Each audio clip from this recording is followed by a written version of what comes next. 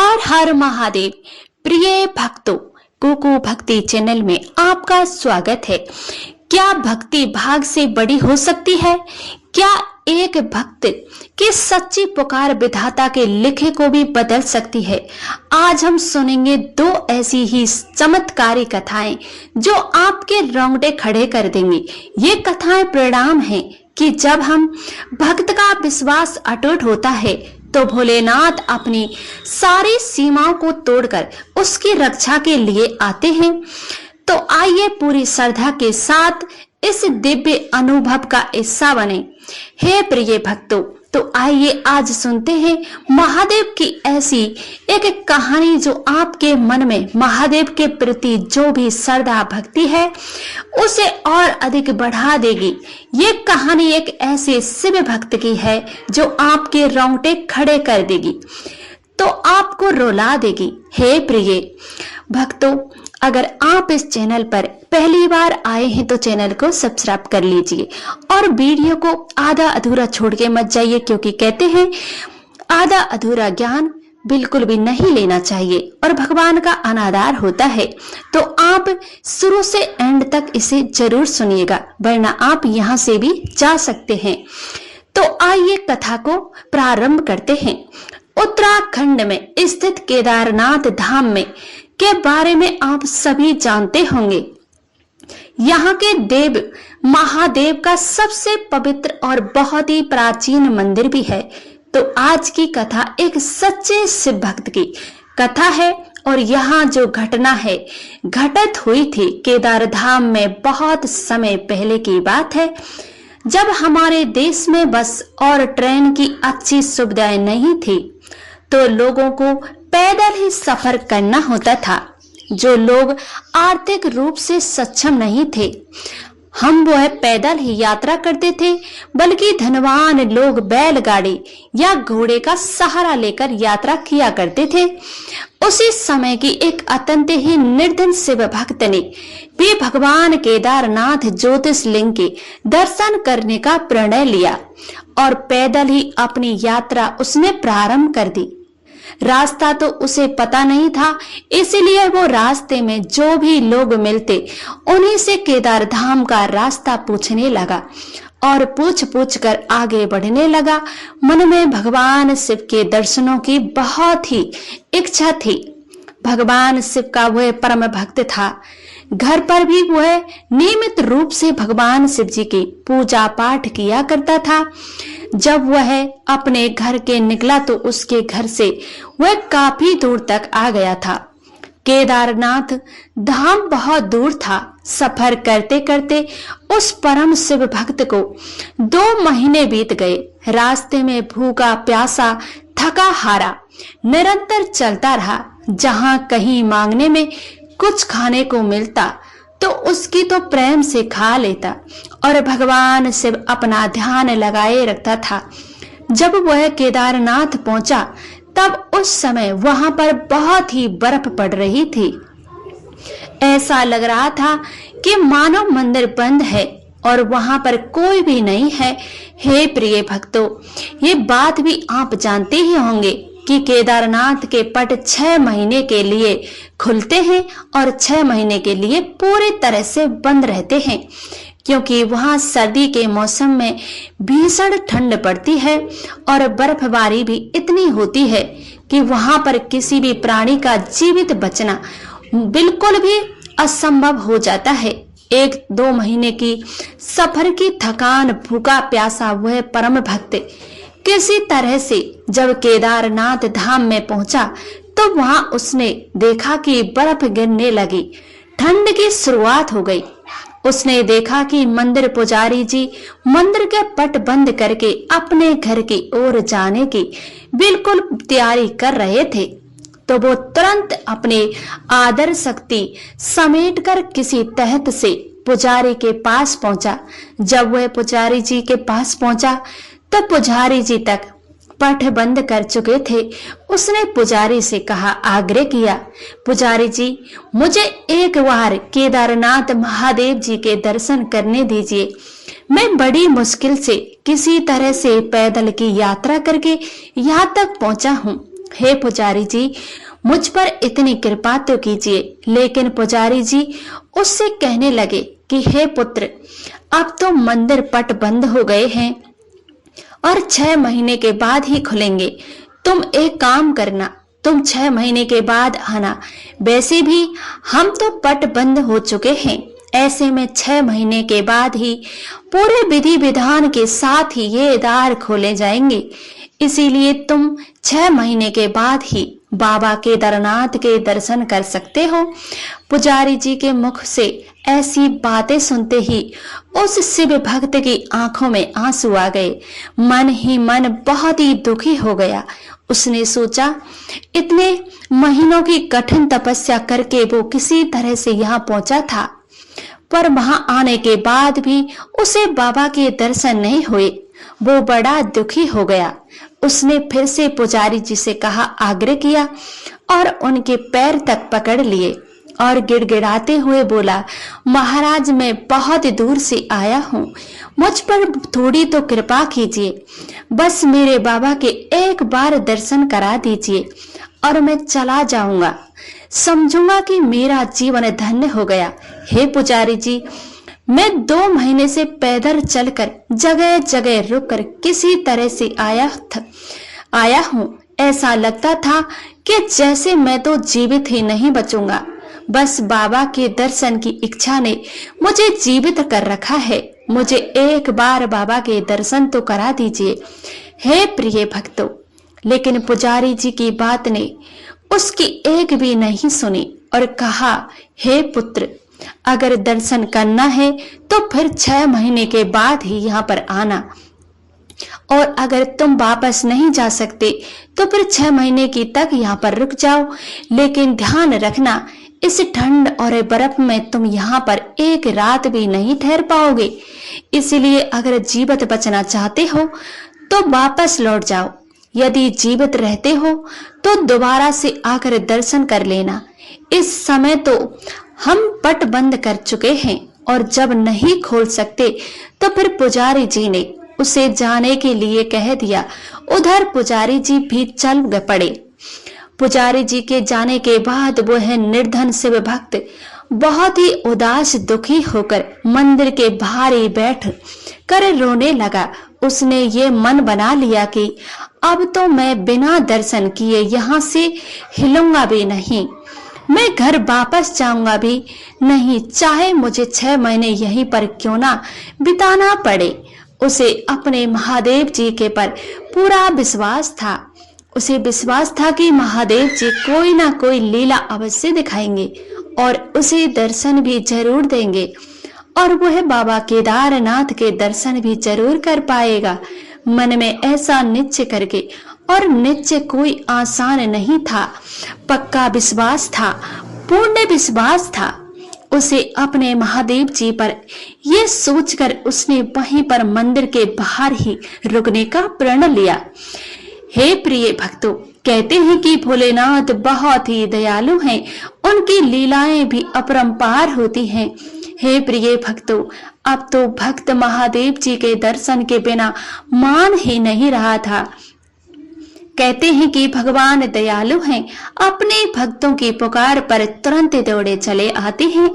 केदारनाथ की बर्फीली ठंड में वह शिव भक्त मंदिर के बाहर बैठा हुआ भगवान शिव का ध्यान कर रहा था।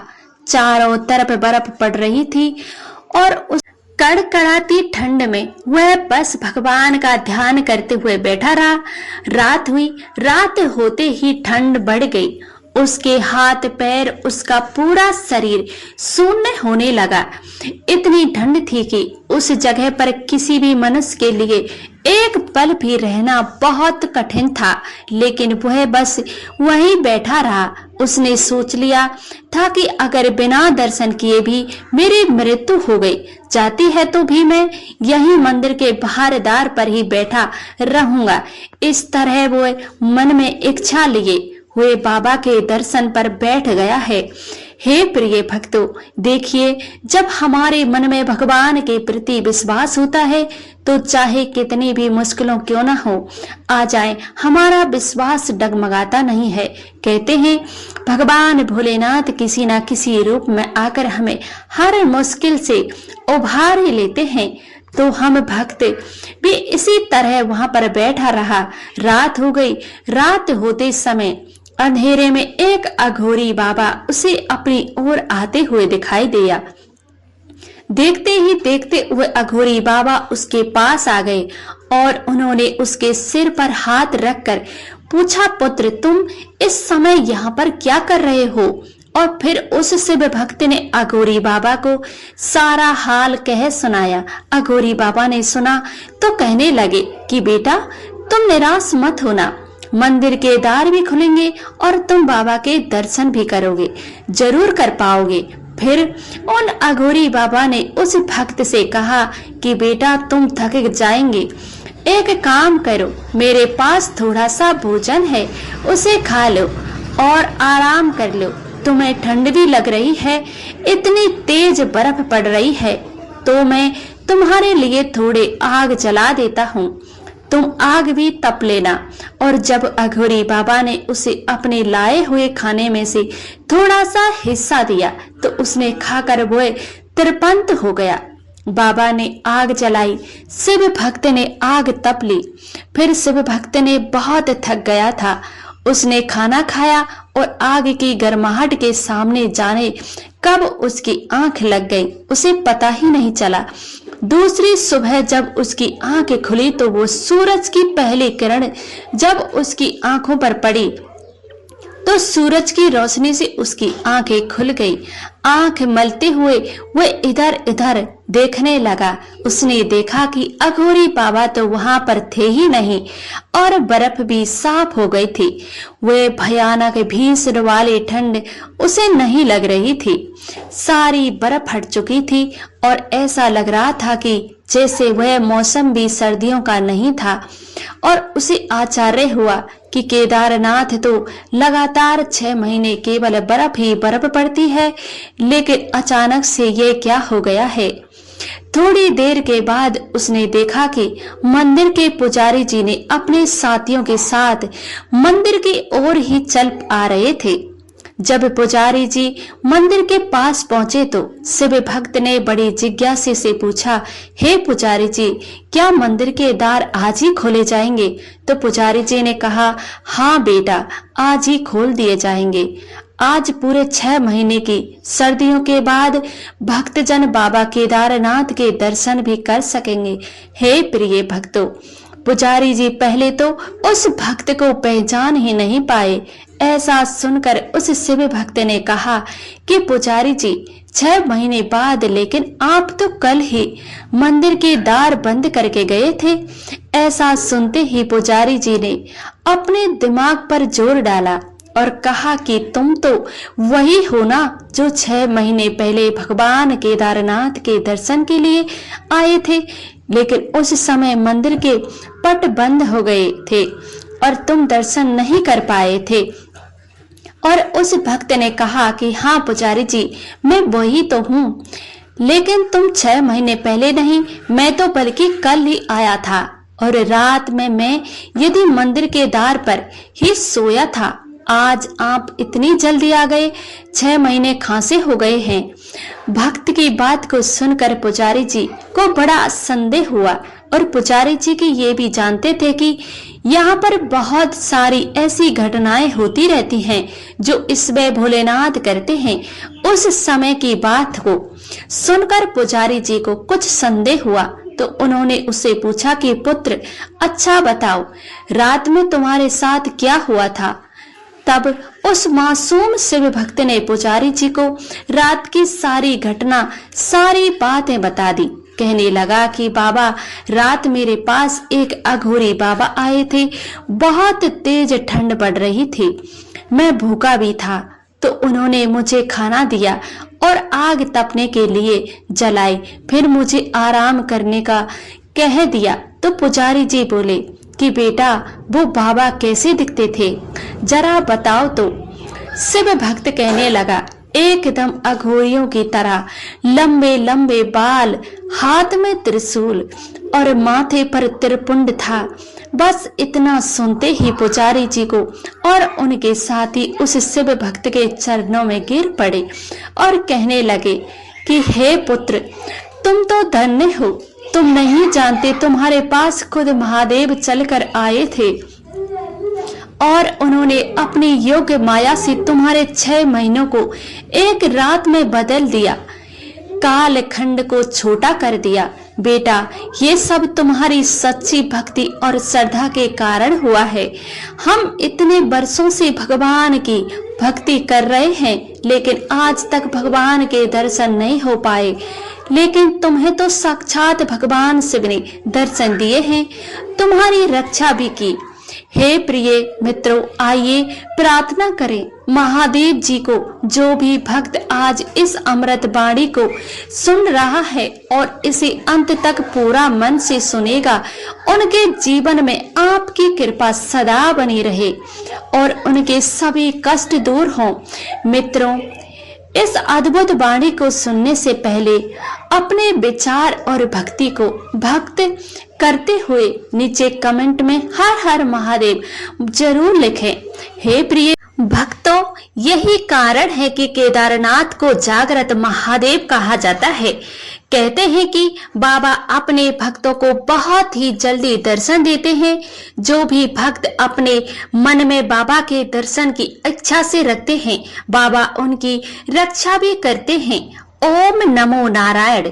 मित्रों, प्राचीन काल की एक बहुत ही प्रसिद्ध कथा है जिसे आप सब भक्तजन अपने कानों से नहीं अपितु हृदय से सुने।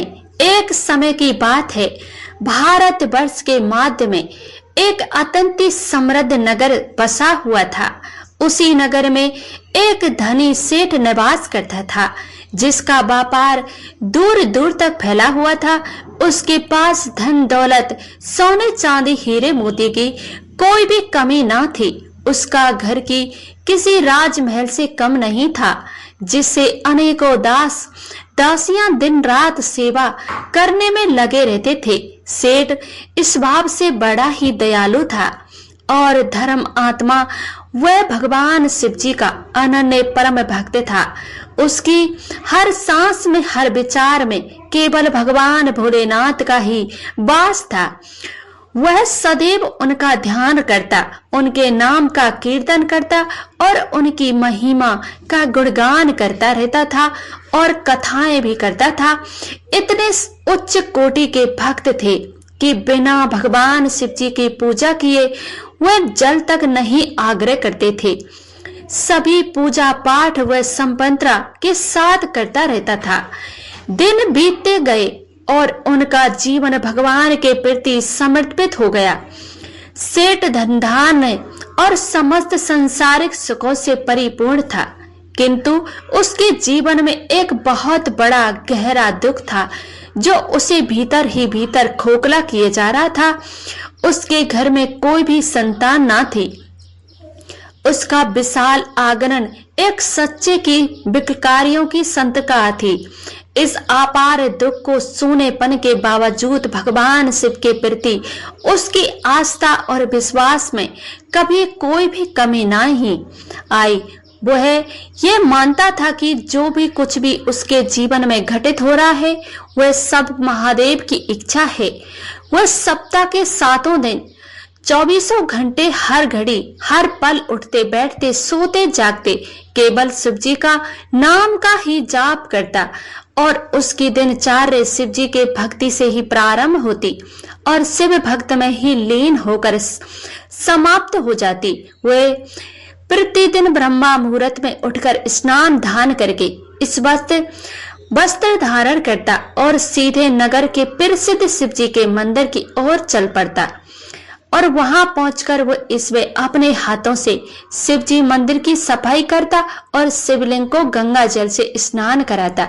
उसे चंदन, बेल पत्र, धतूरा और पुष्पों से सजाता और फिर उसके समक्ष शुद्ध घी का दीपक प्रज्वलित करता।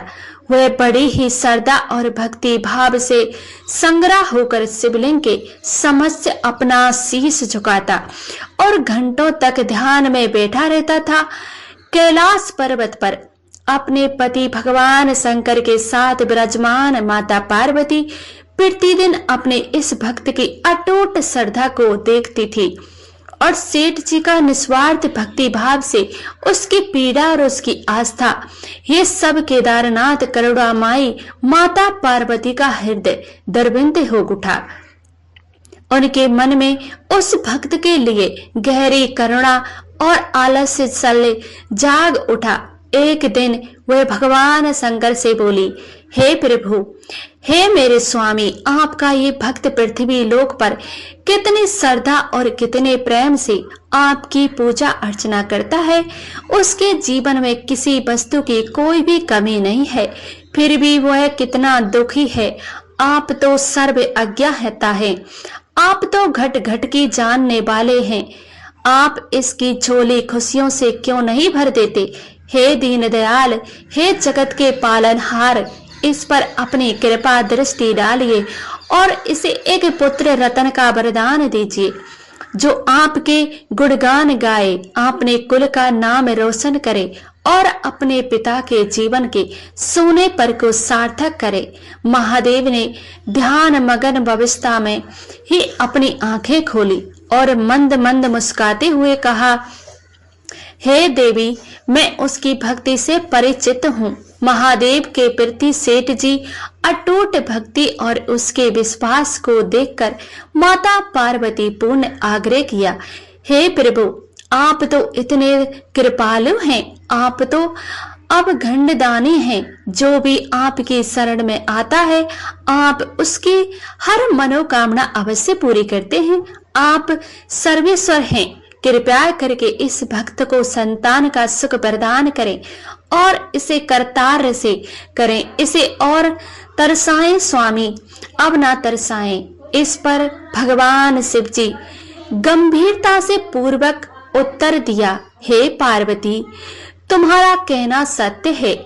मैं जानता हूं कि ये मेरा परम भक्त है और इसकी भक्ति में कोई भी खोट नहीं है, परंतु मैं विज्ञाता के विधान से बंधा हुआ हूँ।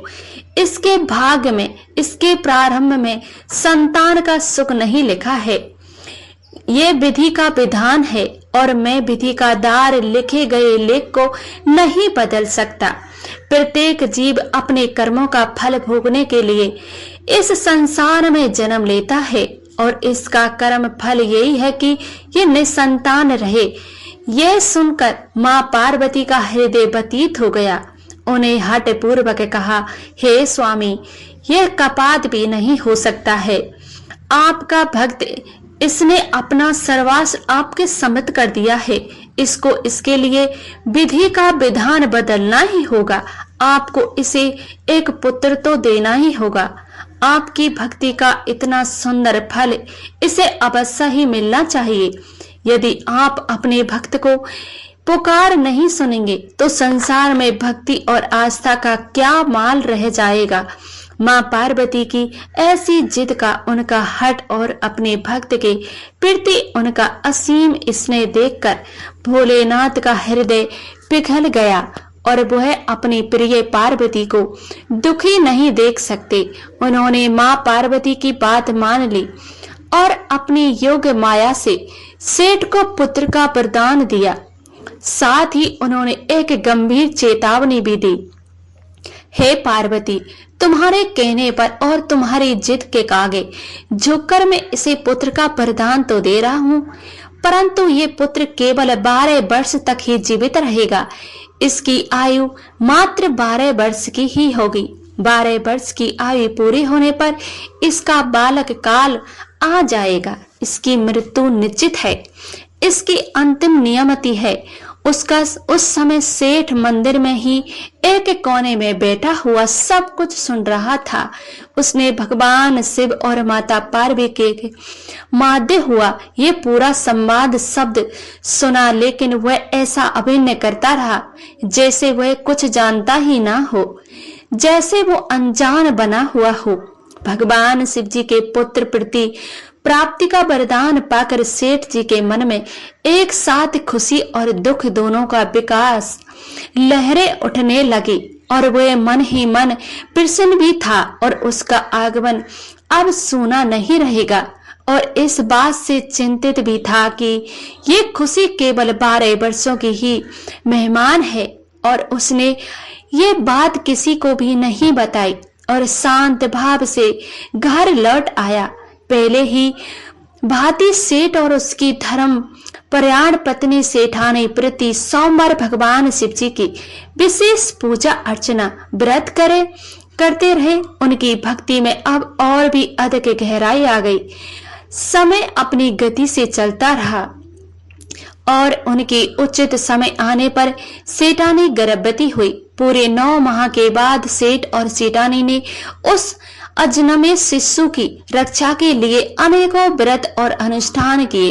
अंततः ही वह शुभ घड़ी आई जब सेठानी ने एक अत्यंत ही सुंदर कातमन और स्वस्थ पुत्र को जन्म दिया।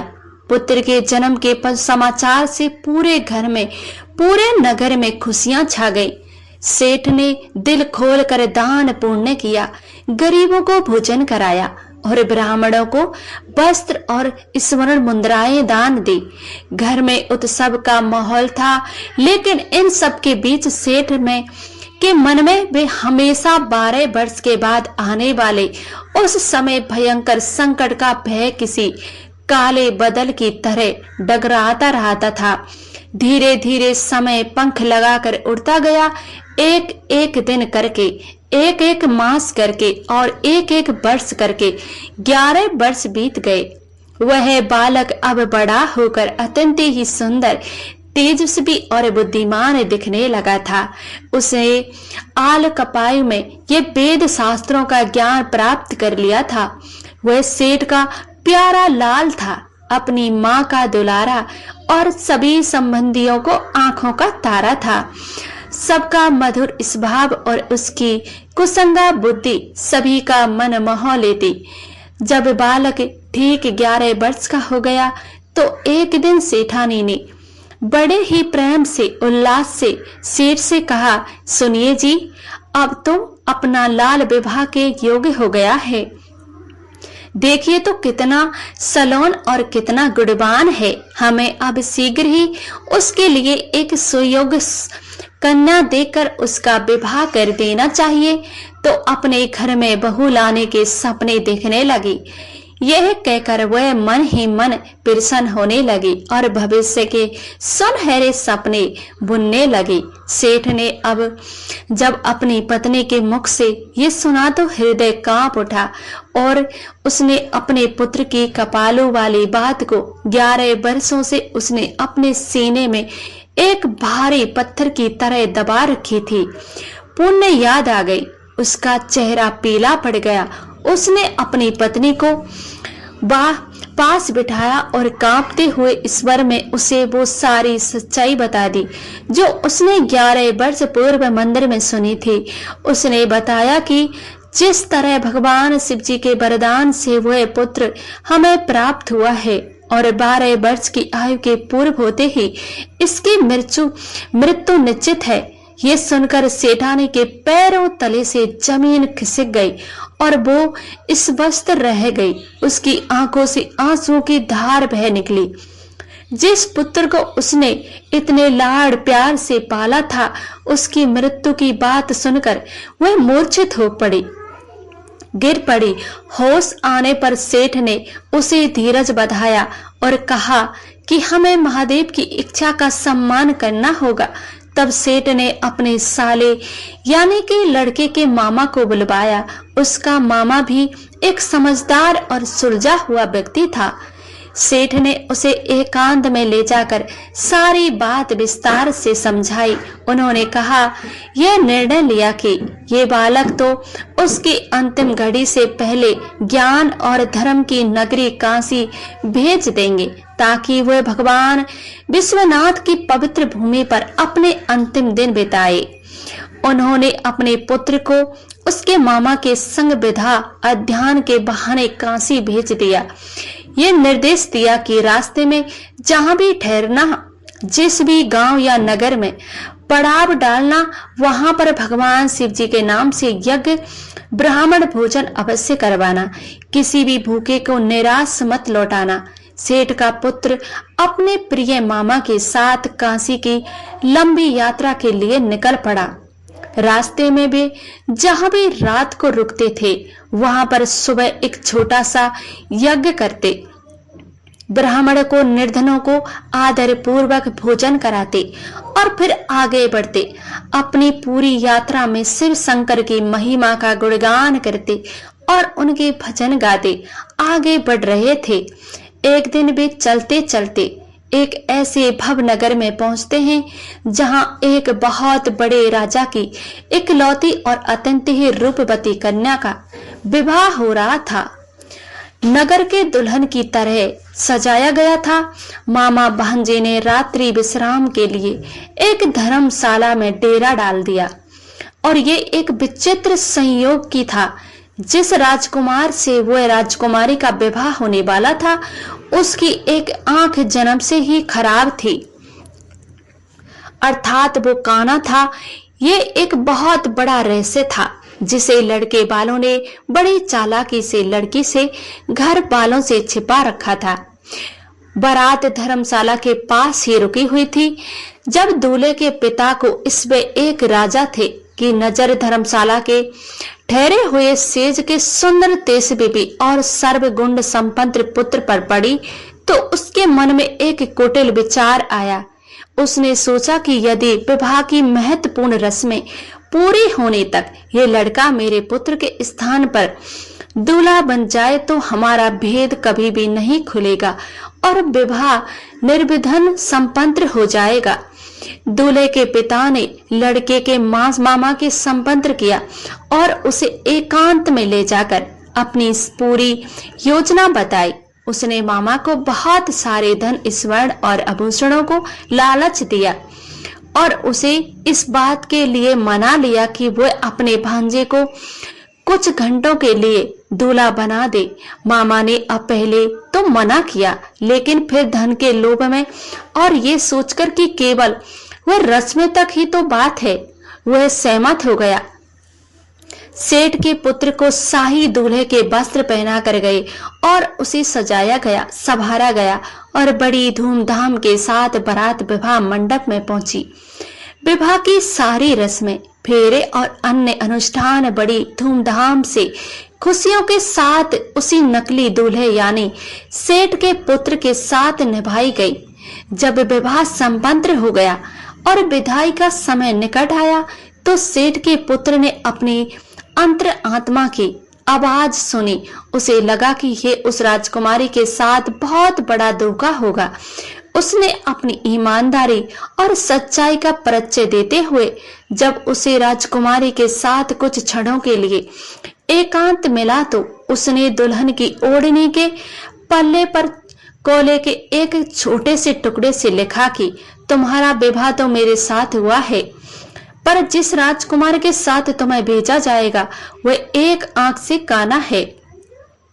मैंने केवल दूल्हे का भेष धरा था। जब राजकुमारी अपनी पालकी में बैठी तो उसने अपनी चुनरी पर यह लिखा हुआ पढ़ा तो वह हैरान रह गई और उसने तुरंत पालकी रुकवाई और उस काने राजकुमार के साथ जाने से साफ साफ इनकार कर दिया। उसने अपने पिता को सारी सच्चाई बता दी। इस रहस्य उद्घाटन से पूरे राज्य की परिवार में हड़कंप मच गई। अतंत ही राजकुमार की जिद के आगे सबको झुकना पड़ा और बारात को बिना दूल्हे के ही अपमानित होकर लौटना पड़ा। उधर मामा और भांजे जैसे तैसे वहां से निकलकर काशी पहुंच गए। वहां पहुंचकर जैसा कि सेठ ने निर्देश दिया था कि उन्होंने एक बहुत बड़ा यज्ञ आयोजित किया, निश्चय किया। उन्होंने एक कई गुणी ब्राह्मणों को आमंत्रित किया। एक दिन यज्ञ चल रहा था। हवन कुंड में आहुति की जा रही थी और मंत्रों और सारा वातावरण पवित्र हो रहा था। उस दिन लड़के की आयु के ठीक 12 वर्ष पूरे हो रहे थे। मामा ने अपने भांजे को यज्ञशाला में बुलाने के लिए सेवक को भेजा, लेकिन काफी देर तक जब वह बाहर नहीं आया तो मामा को अनिष्ट भी आशंका होने लगी। उसका दिल तेजी से धड़कने लगा। जब वह इसमें उसे बुलाने के लिए कक्ष में गया तो अंदर का दृश्य देखकर उसके होश उड़ गए। उसने देखा कि उसका भांजा भूमि पर मृत पड़ा है। 12 वर्षों की आयु पूरी होते ही उसके प्राण पखेरु उड़ चुके थे।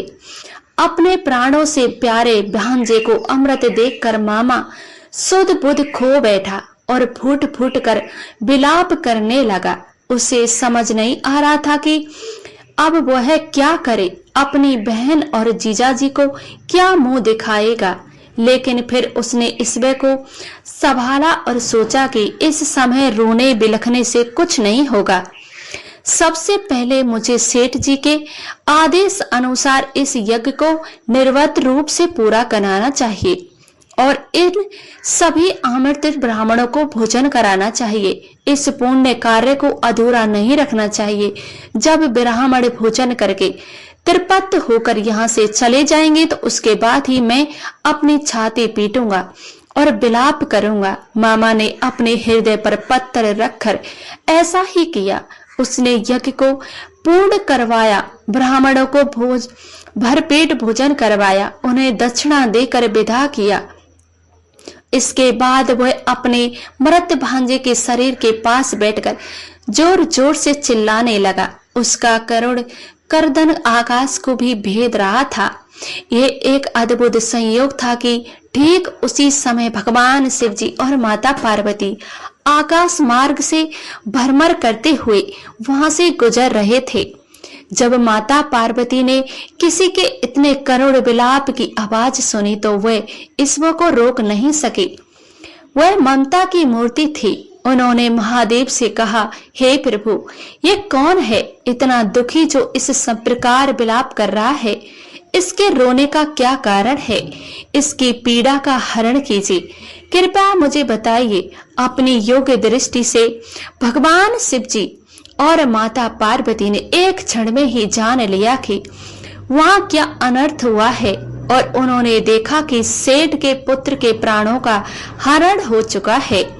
उसका मामा उसके सबके पास विलाप कर रहा है। माता पार्वती का हृदय पसीज गया और कहा शिव जी से, हे स्वामी, ये तो वही बालक है जिसे आपने 12 वर्षों की आयु का वरदान दिया था।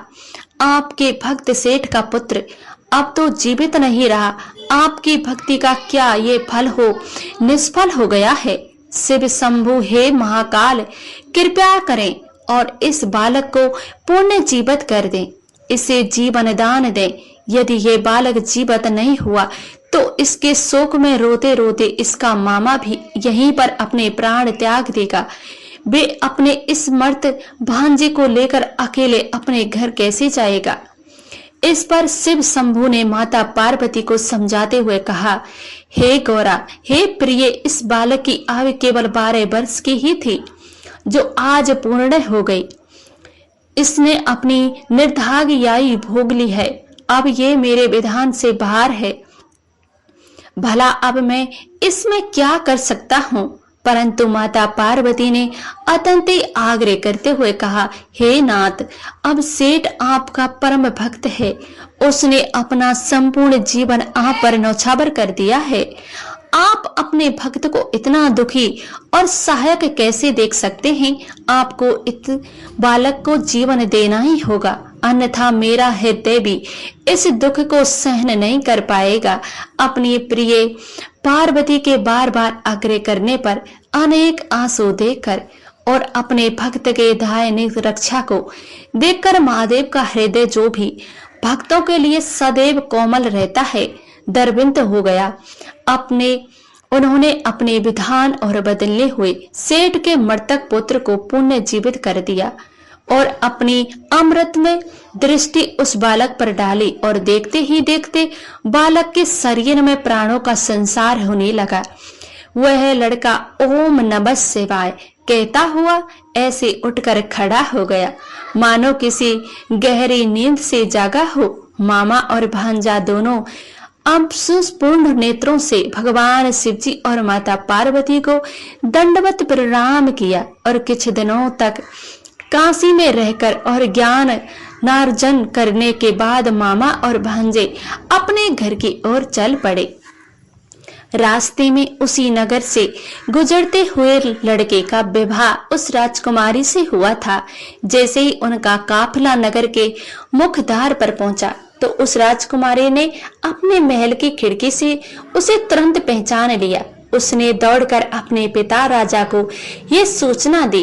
राजा अपनी पुत्री को साथ लेकर वहां पहुंचे और अपनी पुत्री को बहुत सारे हाथी घोड़े दासियां को हीरे मोती और अपार धन धान्य के साथ उसके वास्तविक पति यानी कि सेठ के पुत्र के संग संपान विदा किया। जब वे अपने नगर और घर के पास पहुंचे तो मामा पहले जाकर घर में यह शुभ संदेश दिया। अपने पुत्र को जीवित और संदेश वापस आया देखकर और साथ में एक सुंदर सुशील पुत्र वधू को देखकर सेठ और सेठानी की खुशी का ठिकाना न रहा। वे फूले नहीं समाये। पूरे घर में फिर से उत्सव का माहौल बन गया। उसी रात भगवान शिवजी ने सेठ के सपने में आकर दर्शन दिए और उसे देखा, पूरी सच्चाई बताई। उन्होंने कहा, भक्त में तुम्हारी अटूट भक्ति और तुम्हारे निस्वार्थ सेवा भाव और तुम्हारे पुत्र द्वारा रास्ते में किए गए सत्य कर्मों, यज्ञों और ब्राह्मण भोजन के पुण्य से कारण ही उसे ये नया जीवन प्रदान कर रहा हूँ। तुम्हारी श्रद्धा ने आज विधाता लिखे को भी बदल दिया है। सेठ की भक्ति से प्रसन्न होकर शिवजी शंकर ने न केवल उसके पुत्र को एक लंबा जीवन प्रदान दिया बल्कि उसके परिवार को सुख समृद्धि मान सम्मान और आनंद से भी भर दिया। प्रिय भक्तों, महादेव की बड़ी सहजता से मात्र एक लोटा जल और बेल पत्र से भी प्रसन्न हो जाते हैं और जब वे कृपा करते हैं तो वे अपने भक्तों को क्या क्या दे सकते हैं इसका अनुमान तो कोई नहीं लगा सकता। तो सभी प्रेम से, प्रिय भक्तों सभी प्रेम से बोलिए, सभी भक्त प्रेम से बोलेंगे, बोलो हर हर महादेव। जय पार्वती मैया की, हर हर महादेव।